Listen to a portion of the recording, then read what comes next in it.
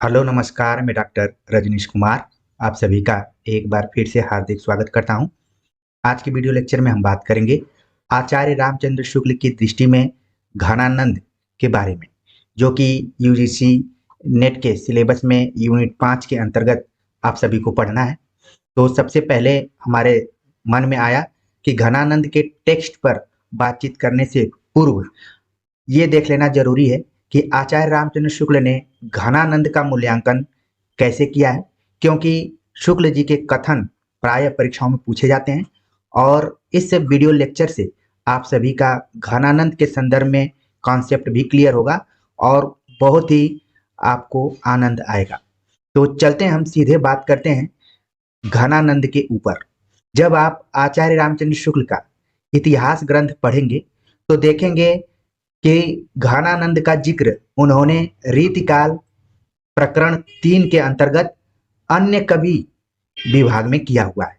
जैसा कि आप जानते हैं कि आचार्य रामचंद्र शुक्ल ने अपने इतिहास ग्रंथ को प्रकरणों में बांटा हुआ है। तो यहाँ पर आपको ध्यान में रखना है कि घनानंद का जिक्र उन्होंने प्रकरण 3 के अंतर्गत किया है। वैसे तो हम घनानंद को रीति मुक्त कवि के तौर पर जानते हैं, लेकिन यहाँ पर आप देख रहे हैं कि आचार्य रामचंद्र शुक्ल ने इनको अन्य कवियों की श्रेणी में रखा है और घनानंद को 10वें नंबर पर रखा है। ये भी ध्यान में रखने वाली बात है कि इसके पहले, घनानंद के पहले 9 अन्य कवियों के बारे में आचार्य रामचंद्र शुक्ल ने ऑलरेडी बातचीत कर लिया है। अब हम आगे क्रमशः बात करें तो शुरुआत करते हुए आचार्य शुक्ल लिखते हैं, ये साक्षात रस मूर्ति और ब्रज भाषा काव्य के प्रधान स्तंभों में है।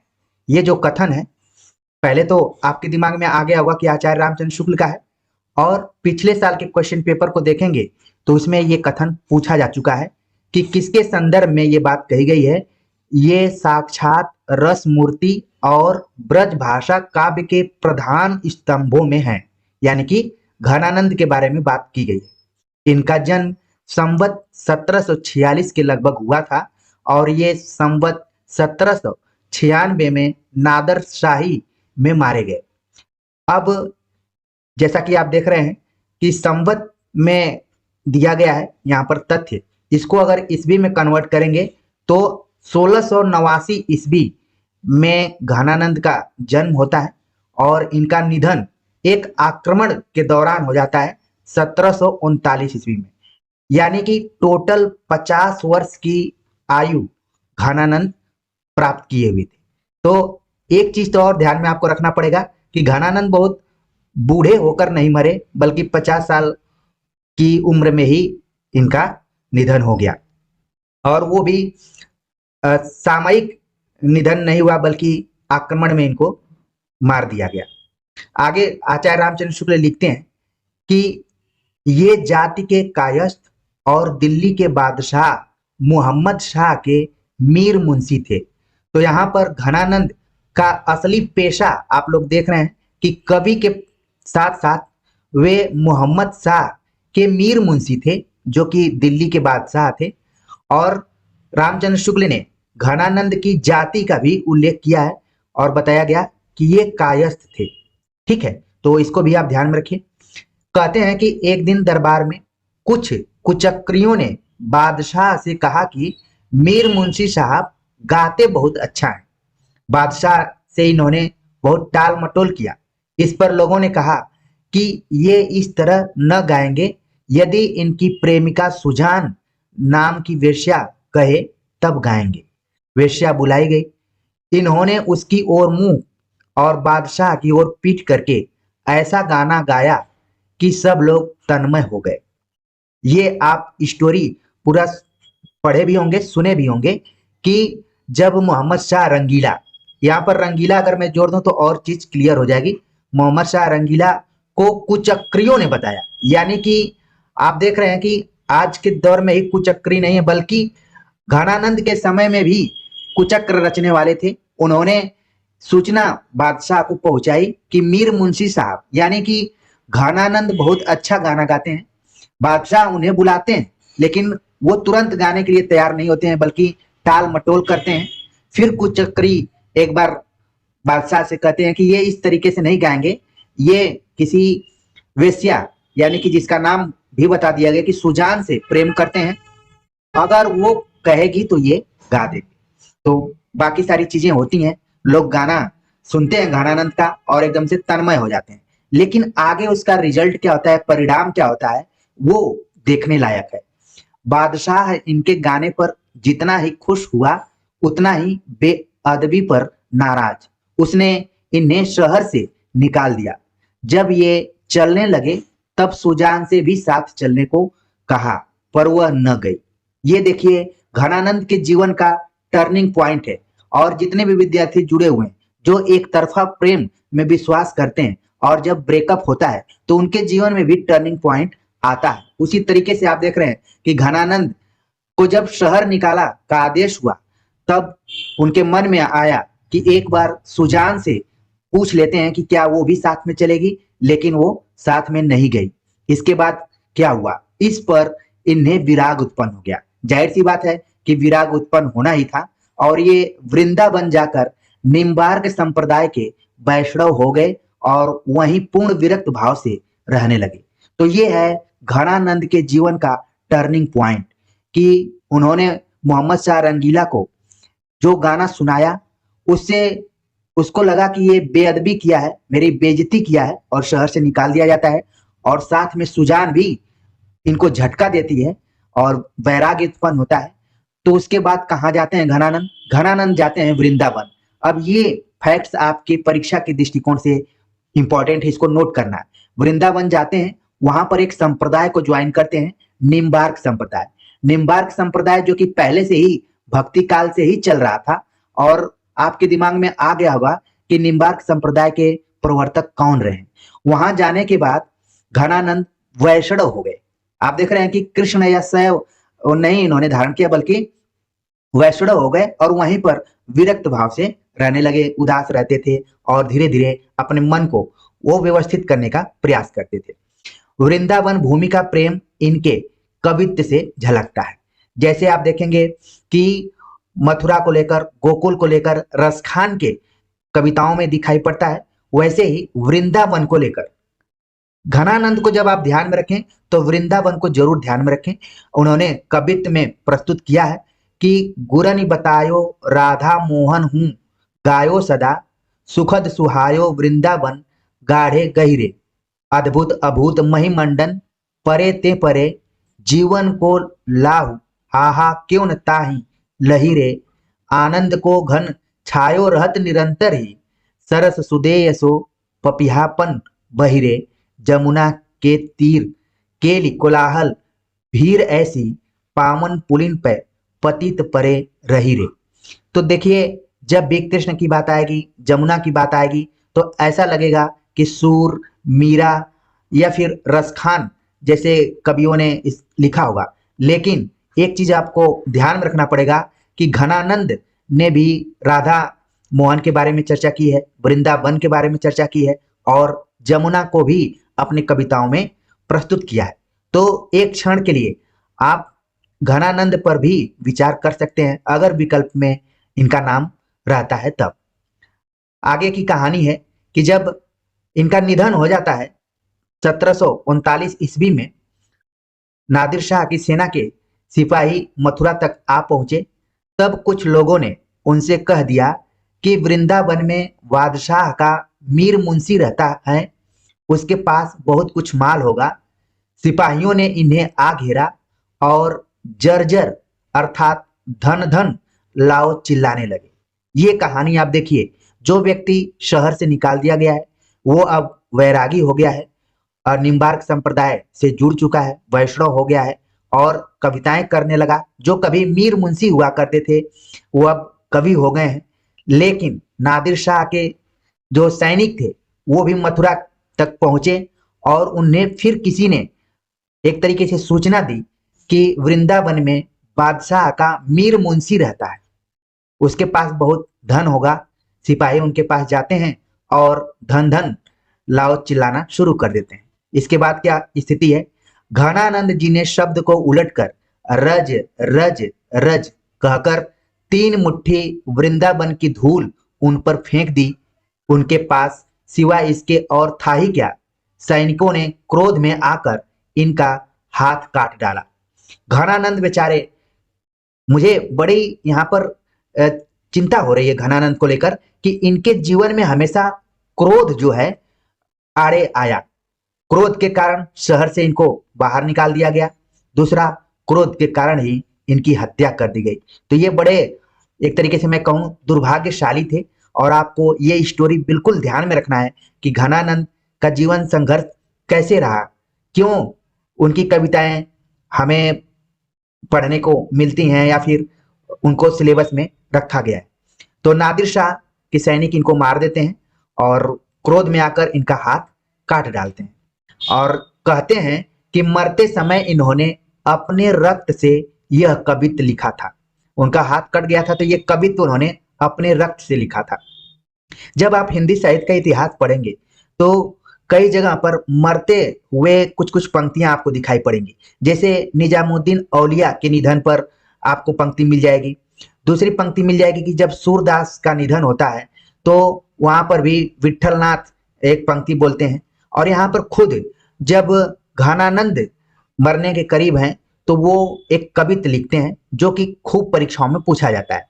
बहुत दिनान को अवधि आस पास परे, खरे अरबरन भरे हैं उठी जान को, कही कही आवन छबीले मन भावन को, गही गही राखत ही दे दे सन्मान को, झूठी बतियानी को पतियानी ते उदास हुए के। आगे की पंक्ति है, अब ना घिरत घन आनंद निदान को, अधर लगे हैं आन करी के, पयान प्राण चाहत चलन ये संदेश लो सुजान को।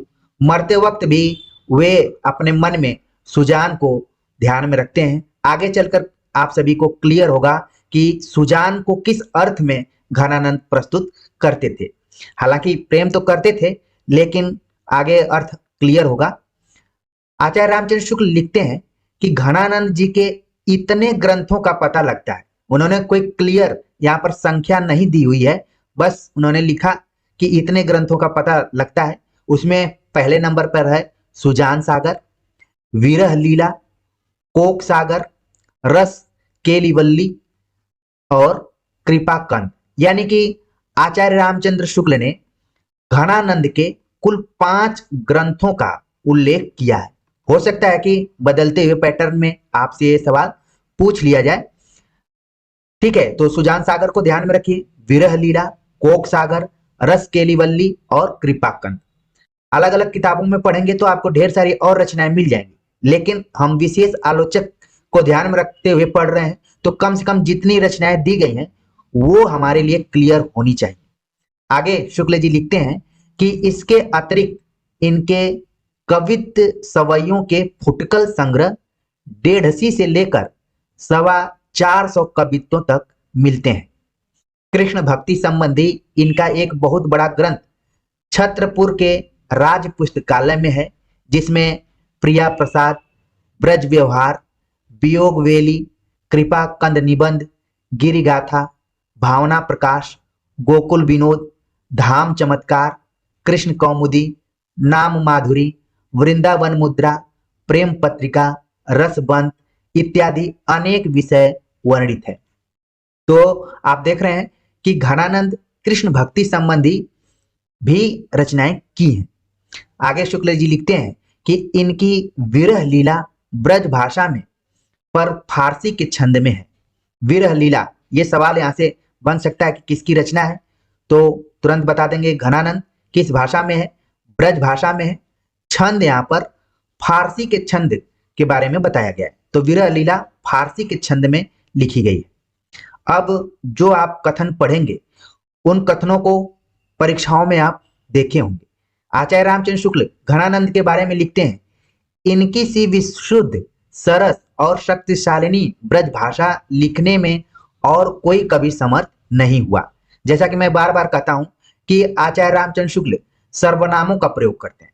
अगर आप ठीक से नहीं पढ़े रहेंगे तो आप नहीं पकड़ पाएंगे कि ये किसके बारे में बात कही जा रही है। इनकी सी विशुद्ध, सरस और शक्तिशालिनी ब्रज भाषा।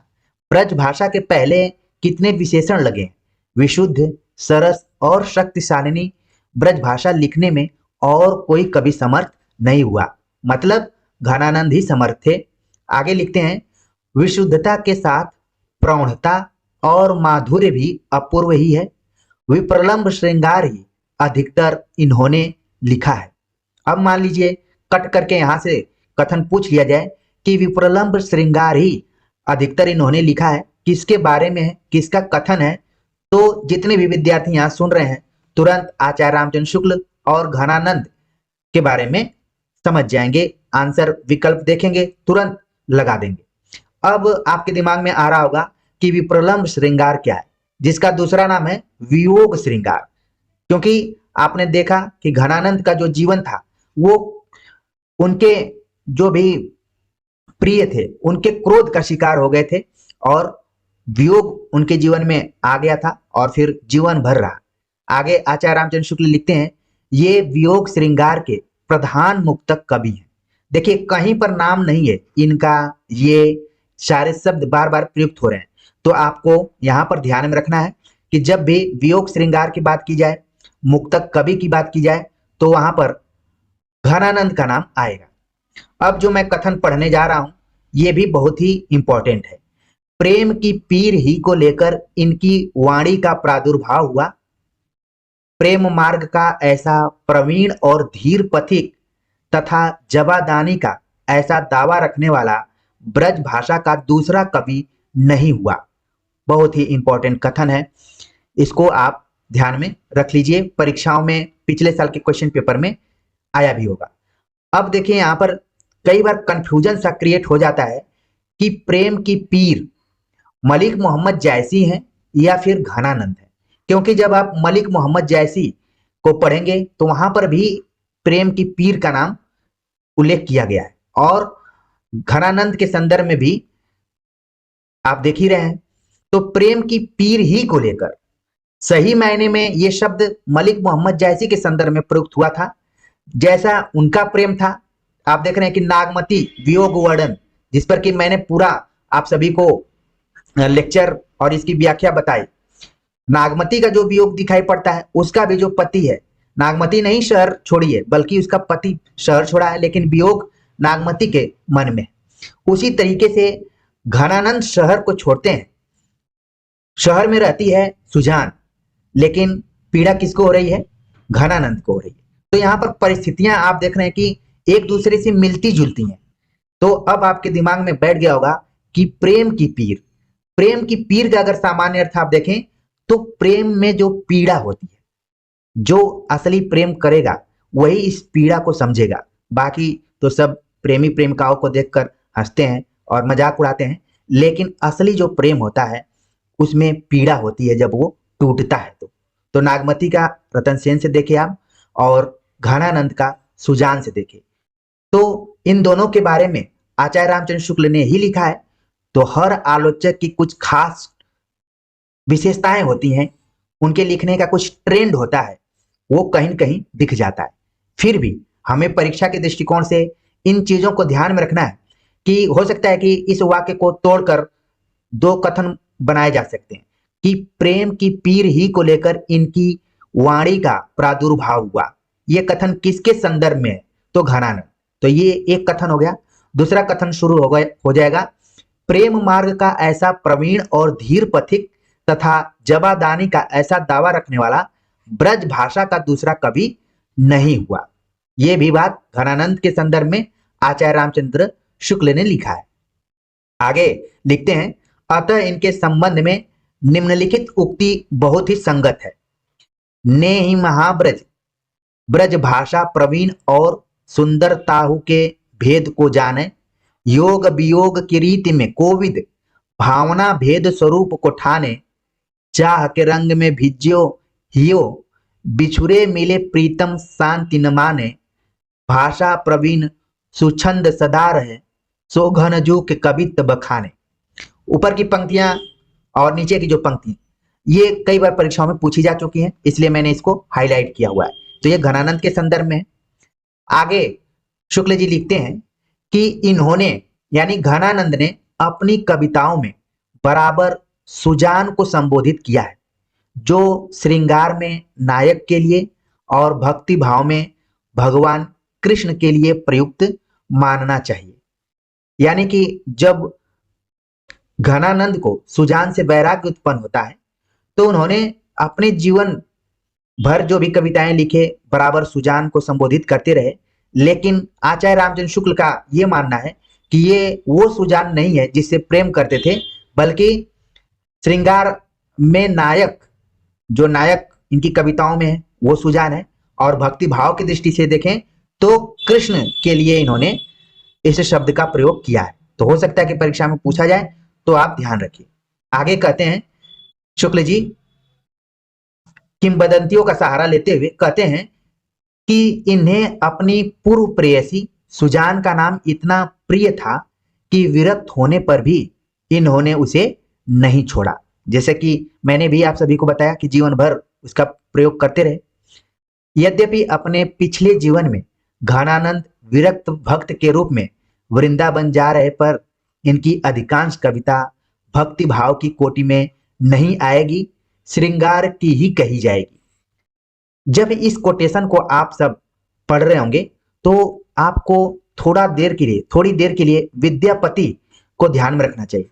हर जगह आप देखेंगे कि जो आचार्य रामचंद्र शुक्ल है, किसी भी कवि में थोड़ी बहुत भक्ति भाव दिखाई पड़ता है और वहां श्रृंगार भी रहता है, तो वो उसे श्रृंगारिक कवि घोषित कर देते हैं। इसी तरीके से आप देखेंगे कि विद्यापति के संदर्भ में भी उन्होंने कहा कि ये श्रृंगारिक है। और यहाँ पर आप देख रहे हैं विद्यापति से रिलेटेड तो सवाल ही पूछा जाता है हमेशा यूजी और पीजी में, किसी देख कीजिए कि विद्यापति भक्त थे या फिर श्रृंगारिक थे, और विद्यार्थी सिद्ध करके आ भी जाते हैं। और यहाँ पर भी देख रहे हैं आप कि इन्होंने कहा कि इनकी अधिकांश कविता भक्ति भाव की कोटि में नहीं आएगी, श्रृंगार की ही कही जाएगी। तो घनानंद के बारे में भी शुक्ल जी का यही मानना है कि वो श्रृंगार के कवि हैं, न कि भक्त हैं। एक चीज मैं यही क्लियर करना चाहता था। आगे वे लिखते हैं कि लौकिक प्रेम की दीक्षा पाकर ही ये भगवत प्रेम में लीन हुए। कविता इनकी भाव पक्ष प्रधान है, कोरे विभाव पक्ष का चित्रण इनमें कम मिलता है। जहां रूप छटा का वर्णन इन्होंने किया भी है, वहां उसके प्रभाव का ही वर्णन मुख्य है। इनकी वाणी की प्रवृत्ति अंतर्वृत्ति निरूपण की ओर ही विशेष रहने के कारण वाह्यार्थक निरूपक रचना कम मिलती है। होली के उत्सव, मार्ग में नायक नायिका की भेंट, उनकी रमणीय चेष्टाओं आदि के वर्णन के रूप में ही वह पाई जाती है।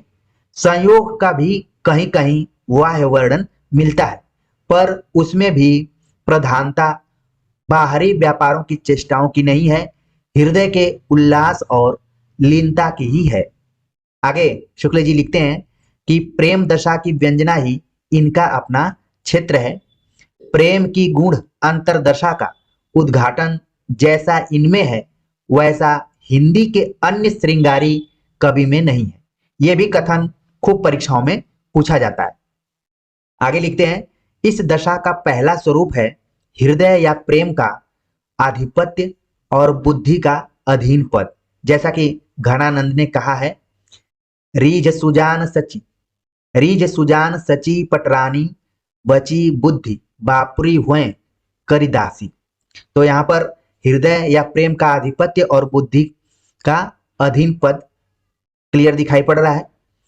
आगे शुक्ल जी लिखते हैं कि प्रेमियों की मनोवृत्ति इस प्रकार की होती है कि वे प्रेम की कोई साधारण चेष्टा भी देखकर उसका अपनी ओर झुकाव मान लिया करते हैं और फूले फिरते हैं। बहुत बड़ी बात यहाँ पर कह रहे हैं कि प्रेमियों की खास मनोवृत्ति होती है। आप लोगों ने भी अपने आसपास इस तरीके के व्यक्तियों को देखा होगा कि उनको लगता है कि प्रेम की कोई साधारण चेष्टा भी कोई देखकर मुस्कुरा दिया या फिर हंसकर बात कर लिया तो उनको लगता है कि अपनी ओर झुकाव मान लिया करते हैं और फूले फूले फिरते हैं। जैसे मान लीजिए आपकी क्लास में कोई लड़की आपसे पेन मांग लेती है तो आप इसी में खुश रहते हैं कि मुझसे ही क्यों पेन मांगी है, यानी कि मेरे तरफ उसका कोई न कोई झुकाव है। तो इस सूक्ष्म दृष्टि को आचार्य रामचंद्र शुक्ल बड़ी ही गंभीरता से देख रहे हैं। आगे वे लिखते हैं, इसका कैसा सुंदर आभास कवि ने नायिका के इस वचन द्वारा दिया है, जो मन को संबोधन करके कहा गया है। रुचि के वे राजा जान प्यारे हैं आनंद घन, होत कहाँ है रे रंग मान लीनो मेल सो। आगे शुक्ल जी लिखते हैं, कवियों की इसी अंतर्दृष्टि की ओर लक्ष्य करके एक प्रसिद्ध मनस्तत्ववेत्ता ने कहा है कि भावों या मनोविकारों के स्वरूप परिचय के लिए कवियों की वाणी का अनुशीलन जितना उपयोगी है उतना मनोविज्ञानियों का निरूपण नहीं। यानी कि अगर किसी के भावों और मनोविकारों को जितना कवि ठीक से समझ पाता है, अपनी कविताओं में अभिव्यक्त करता है, शायद मनोविज्ञानी उतना उसको प्रस्तुत करने में भी असफल या सफल रहते हैं। ठीक है, तो यहाँ पर कवि और मनोविज्ञानी दोनों की तुलना कर रहे हैं। आगे वे लिखते हैं कि प्रेम की अनिर्वचनीयता का आभास घनानंद ने विरोधाभासों के द्वारा दिया है। उनके विरोध मूलक वैचित्र की प्रवृत्ति का कारण यही समझना चाहिए। यह भी कथन यहां तक पूछा गया है कि प्रेम की अनिर्वचनीयता का आभास घनानंद ने विरोधाभासों के द्वारा दिया है। यद्यपि इन्होंने संयोग और वियोग दोनों पक्षों को लिया है, पर वियोग की अंतरदशाओं की ओर दृष्टि अधिक है। इसी से इनके वियोग संबंधी पद्य प्रसिद्ध हैं। वियोग वर्णन भी अधिकतर अंतर्वृत्ति निरूपक है, वह अर्थ निरूपक नहीं है। आगे बड़ी जबरदस्त तुलना करते हुए आचार्य रामचंद्र शुक्ल लिखते हैं, जो कि परीक्षाओं के दृष्टिकोण से इंपॉर्टेंट है। वे लिखते हैं, घनानंद ने न तो बिहारी की तरह विरह ताप को बाहरी माप से मापा है, न बाहरी उछल को दिखाई है। जो कुछ हलचल है वह भीतर की है। बाहर से यह वियोग प्रशांत और गंभीर है, न उसमें करवटें बदलना है, न सेज का आग की तरह तपना है, न उछल उछल कर भागना है। उनकी मौन मधि पुकार है। ये कथन अभी तक के लेक्चर का सबसे बेस्ट कथन मेरे दृष्टिकोण से है, अगर परीक्षा के दृष्टिकोण से देखा जाए तो। ठीक है, क्योंकि अगर यही मान लीजिए कोटेशन आ जाता है तो बहुत सारे विद्यार्थी हैं जो किताबों में खोजना शुरू कर देंगे और ये परेशान होंगे कि ये कथन कहाँ से पूछा गया है, जबकि वो आचार्य रामचंद्र शुक्ल के इतिहास ग्रंथ से ही लिया गया है। तो घनानंद और बिहारी की तुलना खासतौर से काव्य शैली के दृष्टिकोण से आचार्य रामचंद्र शुक्ल ने किया है। ठीक है, तो इसको बिल्कुल ध्यान में रखिए। आगे लिखते हैं, यह निसंकोच कहा जा सकता है कि भाषा पर जैसा अचूक अधिकार इनका था वैसा और किसी कवि का नहीं है। यह भी कथन बहुत ही इंपॉर्टेंट है। अच्छा, आचार्य रामचंद्र शुक्ल जब जब लिखते हैं, अभी आप बिहारी को पढ़ेंगे तो उनमें उन्होंने समाहार शक्ति, कल्पना की समाहार शक्ति, तमाम चीजों के बारे में बताया। तो रम जाते हैं कई बार करते करते। वो हमको लगता है कई बार आचार्य रामचंद्र शुक्ल भी मूल्यांकन करते समय थोड़ा सा कंफ्यूज हो जाते हैं, जो कि आगे चलकर परीक्षार्थियों के लिए बड़ी चुनौती हो जाती है। जैसा कि यहाँ पर उन्होंने लिखा कि यह निसंकोच कहा जा सकता है कि भाषा पर जैसा अचूक अधिकार इनका था वैसा और किसी कवि का नहीं है। ठीक है, तो आप देख रहे हैं कि इनका उनका शब्दों का प्रयोग कर रहे हैं। तो आपको जब तक क्लियर नहीं रहेगा तब तक आप नहीं बता पाएंगे कि किस कवि के बारे में। आगे लिखते हैं, भाषा मानो इनके, फिर से देख रहे हैं वही चीज, भाषा मानो इनके हृदय के साथ जुड़कर ऐसी वशवर्तनी हो गई थी कि ये उसे अपनी अनूठी भावभंगी के साथ साथ जिस रूप में चाहते थे उस रूप में मोड़ सकते हैं।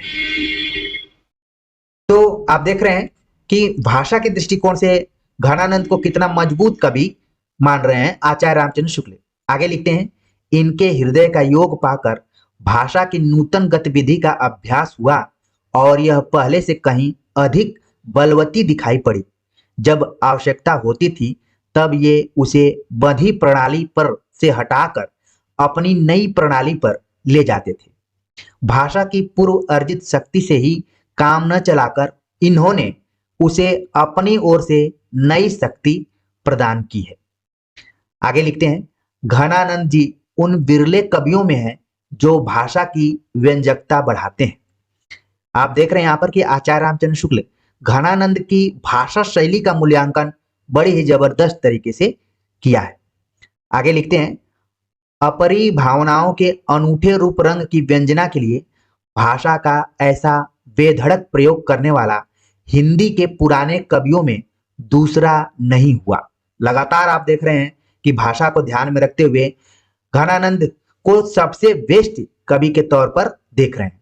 फिर से लिख रहे हैं, भाषा के लक्षण और व्यंजक बल की सीमा कहां तक है, इसकी पूरी परख इन्हीं को भी।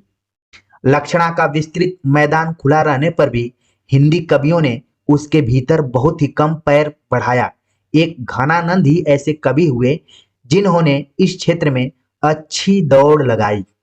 तो ये सब ऐसे कथन हैं जो कि आपको चमत्कृत कर देने वाले हैं और प्रायः हमेशा इनकी संभावना रहती है कि परीक्षा में कब आ जाएं। तो मुझे उम्मीद है कि जितने भी विद्यार्थी यहाँ जुड़े हैं वो तुरंत सही जवाब देकर आएंगे। आगे लिखते हैं कि लाक्षणिक मूर्तिमत्ता और प्रयोग वैचित्र की जो छटा इनमें दिखाई पड़ी है, खेद है कि वह फिर पौने 200 वर्ष पीछे जाकर आधुनिक काल के उत्तरार्ध में अर्थात वर्तमान काल की नूतन काव्यधारा में ही अभिव्यंजनावाद के प्रभाव से कुछ विदेशी रंग लिए प्रकट हुई है। तो लाक्षणिक मूर्तिमत्ता ये छायावाद की तरफ संकेत कर रहे हैं, ठीक है, वहां से जोड़ रहे हैं। जैसा कि आप जानते हैं कि आचार्य रामचंद्र शुक्ल ने क्रोचे की अभिव्यंजनावाद को विलायती उत्थान एक तरीके से कहा था, वक्रोक्ति का विलायती उत्थान से जुड़ा हुआ है, ठीक है, ये कथन भी आपने पढ़ा होगा। आगे भी लिखते हैं, घनानंद का प्रयोग वैचित्र दिखाने के लिए कुछ पंक्तियां नीचे उद्धृत की जाती हैं और कई पंक्तियां इसमें दी गई हैं कि अरसा अरसा ही गही वह बानी कछु सरसानी सो आनी निहोरत है। पंक्ति मान लीजिए पूछी जाए तो आप ध्यान में रखिए, वह है सो घरी भाग उघरी आनंद घन सुरस बरसी लाल देखिया हरी हमें, यानी खुले भाग्यशाली घड़ी में विशेषण विपर्य है। उघरो जग छाए रहे घन आनंद चातक ज्यों तकिए अब तो। उघरो जग मतलब जो संसार, मतलब संसार जो चारों ओर घेरे था वह दृष्टि से हट गया। कहिए सो कहा अब मौन भली नहीं खोवते जो हमें पावते हृदय। विरोध मूलक वैचित्र भी जगह जगह बहुत सुंदर मिलता है और उदाहरण दिया गया है कि झूठ की सच्चाई छाक्यो त्यों हित कचाई पाक्यो ताके गुणगन घन आनंद कहाँ गनव। अच्छा, जहां जहां घनानंद लगा हुआ है उससे तो आप पकड़ लेंगे घनानंद की पंक्ति है, लेकिन इसीलिए मैंने हाईलाइट किया है, इसको ध्यान में रखना है। उर्जनी बसी हैं हमारी अखियानी देखो सुबह सुदेश जहां रावरे बसत हो, ये पंक्ति इंपॉर्टेंट है। गति सुनी हारी देखी थकन में चली जाती थिर चर दशा कैसी ढकी उघरती है। तेरे ज्यों न लेखों मोहि मारत परेखों महा जान घनानंद पै खोयबो लहत है। इसके बाद आचार्य रामचंद्र शुक्ल लिखते हैं कि इन उद्धरणों से कवि की चुभती हुई वचन वक्रता पूरी पूरी झलकती है। तो घनानंद की वचन वक्रता को ध्यान में रखते हुए मूल्यांकन शुक्ल जी ने किया है। तो मान लीजिए विशेषता के तौर पर वचन वक्रता को भी ध्यान में रखिए। एक तो भाषा को ध्यान में रखना है और बाकी प्रेम के बारे में पूरा बताया ही कि वियोग श्रृंगार रस के ही पूरे कवि हैं। आगे लिखते हैं, कहने की आवश्यकता नहीं कि कवि उक्ति ने वक्र पर हृदय के वेग के कारण पकड़ा है। भाव का स्रोत जिस प्रकार टकराकर कहीं कहीं वक्रोक्ति के छोटे फेंकता है, उसी प्रकार कहीं कहीं भाषा के स्निग्ध सरल और चलते प्रवाह के रूप में भी प्रकट होता है। ऐसे स्थलों पर अत्यंत चलती और प्रांजल भाषा की रमणीयता दिखाई पड़ती है।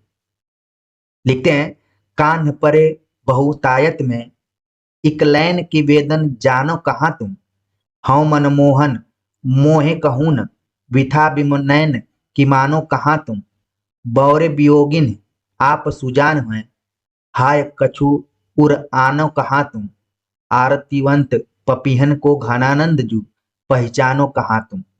तो यहाँ पर देख रहे हैं कि प्रश्नवाचक पूरी पंक्तियों में प्रश्नवाचक चिन्ह लगा हुआ है और वियोग की बात की गई है। आगे देखते हैं कुछ और पंक्तियां हैं कि कारी कुर कोकिला कहाँ को बैर काढ़ तिरी कू की अबही करेजो किन कोरी है पैड़ परे पापी ये कलापी निसी ध्यों से ज्यों ही चातक रे घातक हुए तुहु कान फोरी ले आनंद के घन प्राण जीवन सुजान बिना जान के अकेली सब घरोदल जोरी ले जौ लो करे आवन विनोद बरसावन में तौ लो रे डरारे बजमारे घन घोरी ले। तो एक तरीके से आप देख रहे हैं कि ये सभी पंक्तियां घनानंद द्वारा लिखी गई हैं और इसमें आचार्य रामचंद्र शुक्ल ने वियोग और रमणीयता को दिखाया है। आगे वे नाद व्यंजना की भी चर्चा करते हैं, कहते हैं कि इस प्रकार की सरल रचनाओं में कहीं कहीं नाद व्यंजना भी बड़ी अनूठी है। इसी तरीके से इन्होंने एक जगह निबंध में नाद सौंदर्य की चर्चा की है। ठीक है, अब आपको याद आ गया होगा, ये कथन एक बार उन्होंने यूज किया है, परीक्षा में भी पूछा जा चुका है। तो नाद व्यंजना क्या है?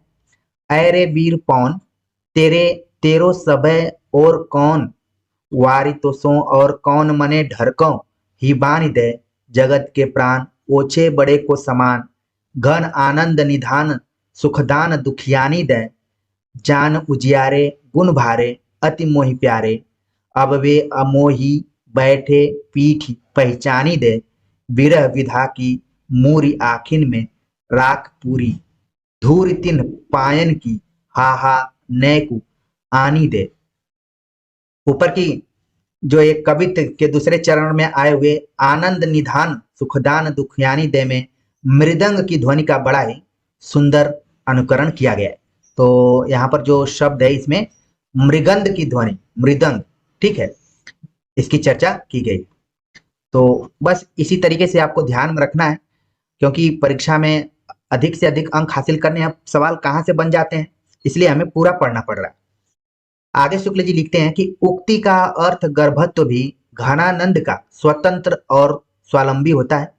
बिहारी के दोहे के समान साहित्य की रूढ़ियों पर आश्रित नहीं रहता। ये भी आप देख रहे हैं कि घनानंद की तुलना बार बार आचार्य रामचंद्र शुक्ल बिहारी से करते हैं। बिहारी से ऊपर भी किया था, यहाँ पर भी किया है। तो इस कथन को जरूर ध्यान में रखें।